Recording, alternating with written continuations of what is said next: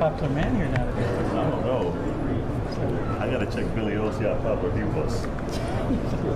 All right, good, Jim? All right, Mike yes. on? Well, the number one question of Broncos fans this offseason, Vance, is the quarterback situation. Yes. When you're in this environment, you get a chance to see. Sorry.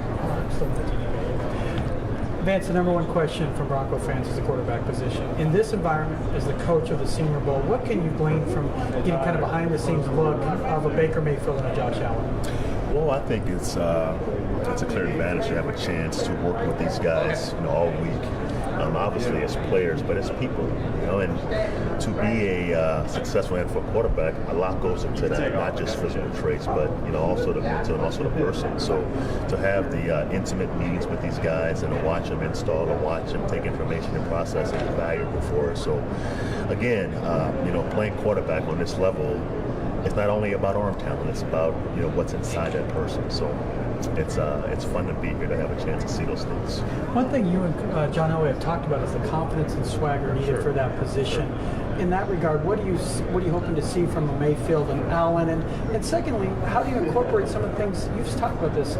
They do well in college to the pro game instead of forcing that kind of square peg round hole. Well, your first question about confidence and swagger, I think that's needed, obviously, and not when things are going good. When things are going bad. So how do you judge that? You judge that after they have a bad play, which will happen this week. And how he reacts after a bad play. That's about confidence. That's about swagger and preparation, obviously. Your second question was what? When you have a chance to incorporate RPO scheme that you talked about even at the end of your press conference, that maybe the NFL needs to start tilting a little bit in that way. I think it's foolish. It's foolish for us to draft these kids in a draft very high on what we've seen them do on tape. That's running the spread stuff. So in my opinion, we have to do a better job on this level, incorporating more of the spread ideas, all the things that we've watched them and we've praised them for the last 3 years. That's what we have to do with these guys. I think it's foolish to draft these guys on what they've done well and to bring them to your place and just change what they've done well. It makes no sense. You had said, too, you want guys who love football. Absolutely. I mean, last year's class kind of felt like there was a millennial issue going on at times with veterans and young guys. Right. Can this environment then help to get a little better insight into how a guy would fit in your locker room? Yeah, I didn't see that last year. Obviously young guys at different speeds develop, so I didn't see that part. But yes, the level of football is always important, and guys who love football, they figure it out.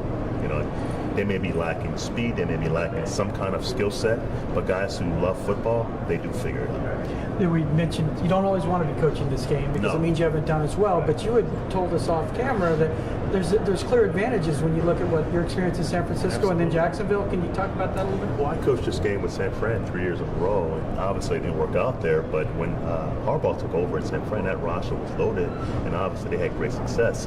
Jacksonville coached this game 3 years in a row, and you watch that team play Sunday, that's a product of it. So I think coaching this game is an advantage because you rarely miss in a draft, and drafting have to be your lifeline, as far as building a football team in this day and age in NFL. So I think being here, it's an advantage. It's fun for the coaches and the players alike, and it's an advantage for us. So it's going to be a good week. Fantastic. Thank you, Coach Joseph. Thank you. Good job, TV guy.